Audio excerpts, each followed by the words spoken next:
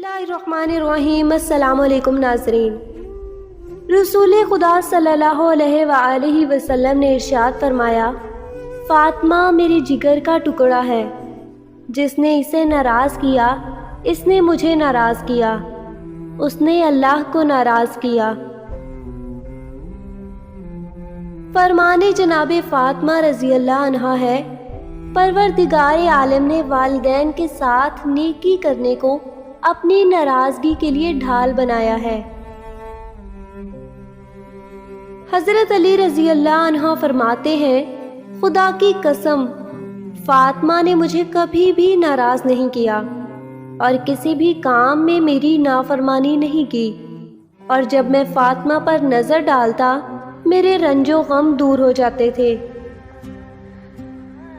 हज़रत फ़ातिमा रज़ी अल्लाह अन्हा फरमाती हैं, औरत के लिए सबसे बेहतरीन ये है कि वो ना किसी नामहरम मर्द को देखे और ना कोई नामहरम मर्द इसको देखे।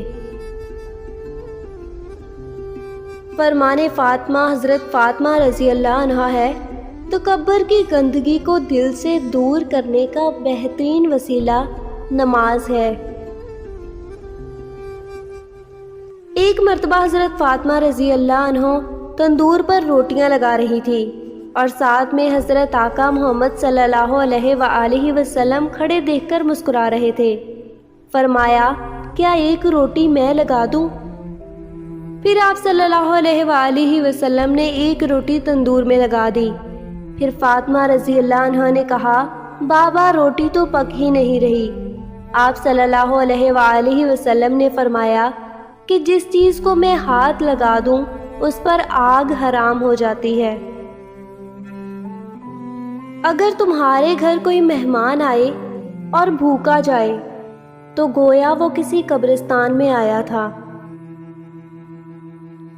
जब एक औरत घर में होती है, घर के काम और बच्चों की तरबियत कर रही होती है, तो उस वक्त अल्लाह अज़्ज़ा व जल से सबसे ज़्यादा करीब होती है।